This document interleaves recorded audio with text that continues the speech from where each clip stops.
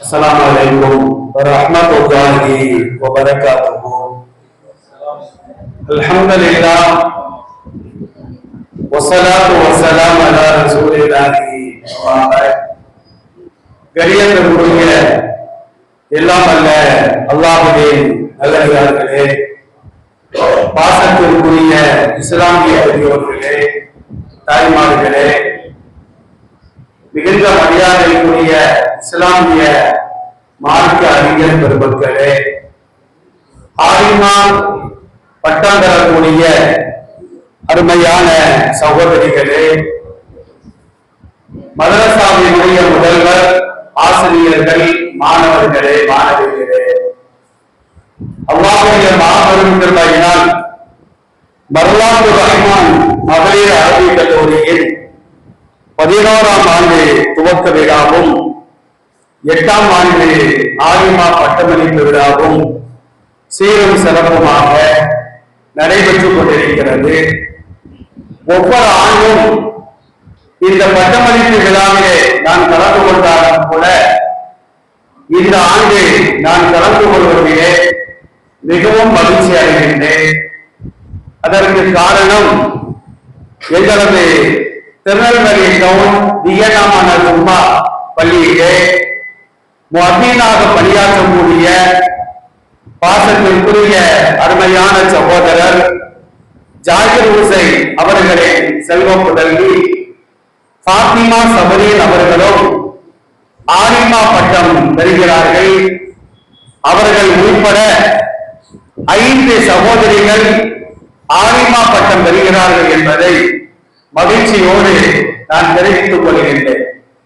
பொதுவாக நான் எங்கெல்லாம் பேச செல்கின்றேனோ, நான் பேசும்போது அவங்க மைக்கு ரிப்பேர் ஆகும். இன்னைக்கு புது ஆண்டுக்கு புது ரகமா இருக்கு, கரெக்டே போயிடுது. அதனால அல்லாஹ் அதிலும் ஒரு நன்மையை வைத்திருக்கின்றான். இஷாவை ஜமாத்தோடு நாம் தொழுதிருக்கின்றோம். அல்லாஹ் ரப்பல் ஆலமீன் எது செய்தாலும் கூட அதில் நன்மை இருக்கும் என்பதை இன்றைக்கு நாம் நிதர்சனமாக கண்கூடாக பார்த்திருக்கின்றோம். அருமையான பெரியோர்களே, தாய்மார்களே, சுருக்கமான 2 வார்த்தைகள். ஆலிமா பட்டம் பெறக்கூடிய ஆலிமாக்களுக்கும் மற்ற மாணவிகளுக்கும் இங்கே வருகை தந்திருக்கின்ற பெரியோர்களுக்கும் தாய்மார்களுக்கும் எனக்கும் சேர்த்து ஒரு செய்தியை நான் பதிவு செய்ய ஆசைப்படுகின்றேன். உலக பொதுமறையாம் அல் குர்ஆனில் 2வது அத்தியாயத்தில் 282வது வசனத்திலே அல்லாஹ் ஒரு செய்தியை பதிவு செய்து வைத்திருக்கின்றார். வத்தகுல்லாஹ் வ யுஅல்லிமுக்குமுல்லாஹ். நீங்கள் அல்லாஹ்வை பயந்து வாழுங்கள், அல்லாஹ் உங்களுக்கு கல்வியை கற்றுத் தருவார். அல்லாஹ்வுடைய அச்சத்திற்கும் அல்லாஹ் நமக்கு கல்வியை கற்றுத் தருவதற்கும் ஒரு தொடர்பு உண்டு. உலக கல்வியை பொறுத்த மட்டிலும் முஸ்லிம்களுக்கும் முஸ்லிம்கள் அல்லாதவர்களுக்கும் பாரபட்சம் இல்லாமல் அல்லாஹ் வழங்குவார். அதை உலகத்திலே நாம் கண்கூடாக பார்த்து வருகின்றோம். ஆனால் மறுமை நாள் ஆகிரத்திலே அழிவில்லாத சுவர்க்கத்தை பெற்றுத்தரக்கூடிய ஒரு கல்வி யாருக்கு வழங்கப்படும் என்று சொன்னால், அல்லாஹ்வுடைய அச்சம் யாருக்கு இருக்குமோ அவர்களுக்கு தான் அல் குர்ஆனுடைய அல் ஹதீஸினுடைய மார்க்க சட்டங்களுடைய கல்வியை அல்லாஹ் கற்றுக் கொடுப்பான் என்பதை இந்த வசனம் நமக்கு தெளிவாக சொல்லி காட்டுகின்றது. அல்லாஹ் யாருக்கு நாடுகின்றாரோ அவர்களுக்குத்தான் ஹிக்மத் என்று சொல்லப்படுகின்ற ஞானத்தை வழங்குவான். யாரு ஹிக்மத்தை வழங்கப்பட்டார்களோ அவர்கள் எல்லா வகையான நன்மைகளையும் ஒன்று கூட விடாமல் வழங்கப்பட்டார்கள் என்பதையும் பொய்யே உரைக்காத உலக பொதுமறையாம் அல் குர்ஆன் நமக்கு தெளிவாக சொல்லி காட்டுகின்றது. அருமையானவர்களே, திருக்குர்ஆனுடைய 65வது அத்தியாயம் சூரத்து தலாக், அந்த அத்தியாயத்துல தொடர்ந்து 3 இடங்களிலே அப்படின்னு அல்லாஹ் சொல்லுகின்றார். முதலாவது வசனத்தை நாம் திறந்து பார்க்கின்றோம். ومن يتق الله يجعل له مخرجا ويرزقه من حيث لا يحتسب. யார் அல்லாஹ்வை பயந்து வாழ்கின்றார்களோ அவர்களுக்கு நாம் விடுதலையை கொடுப்போம். இஸ்லாமிய சமூகம் எவ்வளவோ சோதனைகளிலே சிக்குண்டு வெளியேற முடியாமல், சில வீடுகள்ல பார்த்தா கடன் தொல்லை, சில வீடுகள்ல பார்த்தா கணவன் மனைவி பிரச்சனை, சில வீடுகளில் பார்த்தால் பெற்றோர் பிள்ளைகள் பிரச்சனை, அண்டை வீட்டார் பிரச்சனை, உறவினர்கள் பிரச்சனை, வருமானங்கள் கிடையாது, வரக்கட்டுகள் கிடையாது, ஏகப்பட்ட பிரச்சனைகளுக்கு மத்தியிலே வெளியேற முடியாமல் நாம் சிக்கி தவிர்த்து வருகின்றோம். அல்லாஹ் சொல்கின்றான், அல்லாஹ்வை பயந்து வாழ், ஹலால் ஹராமை தேடி வாழ், உனக்கு அல்லாஹ் விடுதலையை தருவான். அதே நேரத்தில் அவன் அறியாத புறத்தில் அவனுக்கு அல்லாஹ் வாழ்வாதாரத்தை வழங்குவான் என்பதையும் அந்த வசனங்கள் தெளிவாக சொல்லி காட்டுகின்றது. அப்துல்லாஹ் இப்னு உமர் ரலியல்லாஹு அன்ஹுமா என்ன செய்யறாங்க அப்படின்னா, ஒரு கோடை காலத்துல ஒரு காட்டின் வழியாக சென்று கொண்டிருக்கிறார்கள். தாய்மார்கள் கவனமாக கேட்க வேண்டும். ஒரு தாயின் வளர்ப்பு தான் குழந்தையின் எதிர்காலம். நூலை போல் சேலை, தாயை போல் பிள்ளை என்று சொல்வார்கள், தந்தையை போல் பிள்ளை என்று சொல்ல மாட்டார்கள். தாய் எந்த வழியோ தாய் நாடு, தாய் மொழி என்று சொல்வதை போன்று தாய் எந்த வழியோ அந்த வழியில் தான் குழந்தைகள் வளரும். ஏனென்று சொன்னால், ஆண்கள் சம்பாதிப்பதற்காக வெளிநாடுகளுக்கு செல்வார்கள், வெளியூர்களுக்கு சென்று விடுவார்கள். அந்த குழந்தை பெரும்பாலும் தாயின் அடிச்சுமட்டில் தான் அது வாழ்ந்து கொண்டிருக்கின்றது.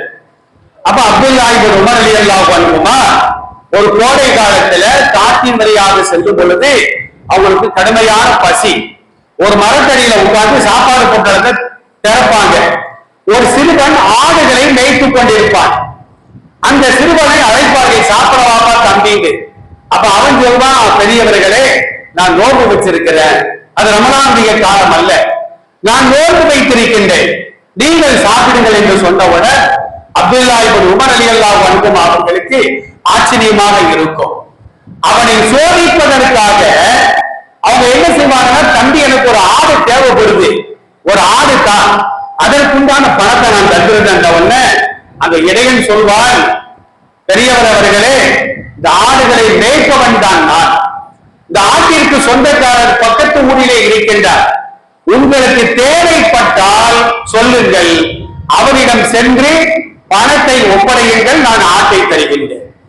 உடனே அப்துல்லாஹ் இப்னு உமர் ரலியல்லாஹு அன்ஹு சொல்வாங்க, உன்னுடைய எஜமான் எங்கே இருக்கிறாரு, யாரு பார்க்க போறா, நூற்றுக்கணக்கான ஆடை அவர் எண்ணிட்டா இருக்க போறாரு, ஒரு ஆட்டை காப்பா பணத்தை தாரங்க. உடனே நீங்க சொல்றது உண்மைதான், என் எஜமான் பார்க்கிற, ஆனா எஜமானர்களுக்கு எல்லாம் எஜமானன் அல்லாஹ் பார்த்து கொண்டிருக்கின்றாரு என்று சொன்னவுடன் அவர்கள் ஆட்டு மந்தையை விலை கொடுத்து வாங்கி அந்த ஆட்டு இடையில் சிறுவனுக்கு அன்பளிப்பாக கொடுத்தார்கள் என்பதை சம்பவத்தின் மூலமாக நாம் பார்த்து வருகின்றோம்.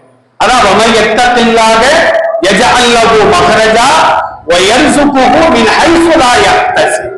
அப்துல் காதர் ஜீலானி கத்தஸல்லாஹு ஸல்லல்லாஹு அஸீஸ் அந்த சம்பவம்லாம் நம்ம கேள்விப்பட்டிருக்கிறோம். தாயார் என்ன செய்யறாங்கன்னா, கல்வி கற்பதற்காக பகதாதுக்கு அனுப்பி வைக்கிறாங்க. 40 பொற்காசுகளை கொடுத்து அனுப்புறாங்க. என்ன சொல்றாங்க, போற வழியில யாராவது இடைமறித்து பணம் இருக்கான்னு கேட்டா இருக்கு, இதான் இருக்கு நீ சொல்லணும், சொல்லி அனுப்புறாங்க. ஆனா இப்ப உள்ள பெற்றோர்கள் என்ன செய்வாங்க, வேகத்துல போக அப்படிதான் சொல்லுவாங்க. நம்ம குழந்தைய பார்த்து என்ன செய்யுது, வேகத்துல போக, கொள்ளையில போக, இப்படிதான் திட்டது. எவன் கேட்டாலும் சொல்லிறாங்க அப்படின்னு நாம சொல்லி அனுப்புவோம். ஆனா அவர்கள் உண்மை சொன்ன காரணத்தினால் ஒரு மிகப்பெரிய கொள்ளை கூட்டமே இஸ்லாத்தை தழுவியது என்பதை சரித்திரங்கள் மூலமாக நாம் பார்த்து வருகின்றோம். அருமையானவர்களே, இன்னொரு செய்தியை பாருங்க. அல்லாஹ் திருக்குரானிலே சொல்லி காட்டுகின்றான், யா அய்யுஹல்லதீன ஆமனூ இன் தத்தகுல்லாஹ. இது சூரத்து அன்ஃபால்ல 29வது வசனத்தில் வருகிறது. யா அய்யுஹல்லதீன ஆமனூ, இறை நம்பிக்கை கொண்டவர்களே, இன் தத்தகுல்லாஹ், நீங்கள் அல்லாஹ்வை பயந்து வாழ்ந்தால், யஜஅல் லக்கும் ஃபுர்கானா, உங்களுக்கு பகுத்தறிவை அவன் தருவான். அல்லாஹ்வுடைய அச்சம் இல்லாத காரணத்தாலதான் ஹலால் ஹராம பேண்டதில்லை, சத்தியம் அசத்தியத்தை பிரித்து பார்க்கறது இல்ல. ஆடு மாடுகளுக்கு ஹலால் ஹராம் தெரியுமா? ஏன்னா அதுக்கு பகுத்தறிவு கிடையாது. மனிதனுக்கு ஆறாவது அறிவாக அல்லாஹ் பகுத்தறிவை கொடுத்தான். அந்த பகுத்தறிவு என் மண்டையில, நம்ம மண்டையில ஒழுங்கா செயல்படணும் அப்படின்னா அல்லாஹ்வுடைய அச்சம் இருந்தால்தான் அது செயல்படும். ஃபேனை மாட்டி இருக்கிறோம், லைட்டை மாட்டி இருக்கிறோம், மைக் இருக்குது, இதெல்லாம் செயல்படணும் மின்சாரம் தேவை, இல்லைன்னா அது செயல்படாது. அது போன்றதான் பகுத்தறிவு இருக்கு. பகுத்தறிவு செயல்படணும் அப்படின்னா தக்வா என்று சொல்லப்படுகின்ற அந்த இறையச்சம் தேவை என்பதை